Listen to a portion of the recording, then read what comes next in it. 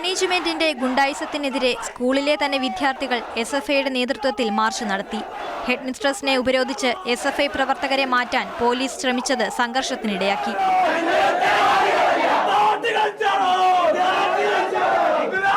പോലീസും വിദ്യാർത്ഥികളും തമ്മിൽ ഉന്തും തള്ളുമുണ്ടായി. പിന്നീട് സ്കൂൾ മാനേജർ സജീബിന്റെയും സഹോദരൻ നജീബിന്റെയും കോലം വിദ്യാർത്ഥികൾ കത്തിച്ചു. പിന്നാലെ സ്കൂളിലെ തന്നെ അധ്യാപകർ KSTA നേതൃത്വത്തിൽ മാർച്ച് നടത്തി.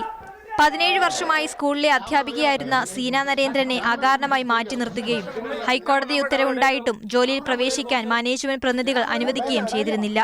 ഇക്കാര്യം റിപ്പോർട്ട് ചെയ്യാനെത്തിയ മാതൃഭൂമി സംഘത്തെയാണ് മാനേജർ സജീബും സഹോദരൻ നജീബും ചേർന്ന് ആക്രമിച്ച് ക്യാമറ തല്ലി തകർത്തത്. കയ്യേറ്റത്തിൽ പരിക്കേറ്റ ക്യാമറാമാൻ റിജാസ് ആശുപത്രിയിൽ ചികിത്സയിലാണ്. കഴിഞ്ഞ ദിവസം നടന്ന സംഘർഷത്തിനിടെ പരിക്കേറ്റ അധ്യാപികയും ചികിത്സയിലാണ്. സംഭവത്തിൽ മാനേജറെയും സഹോദരനെയും പോലീസ് കസ്റ്റഡിയിലെടുത്തു. 3 ലക്ഷത്തോളം രൂപ വിലമതിക്കുന്ന ക്യാമറ മാനേജ്മെന്റിന്റെ കൈവശമാണുള്ളത്. മാതൃഭൂമി ന്യൂസ്, തിരുവനന്തപുരം.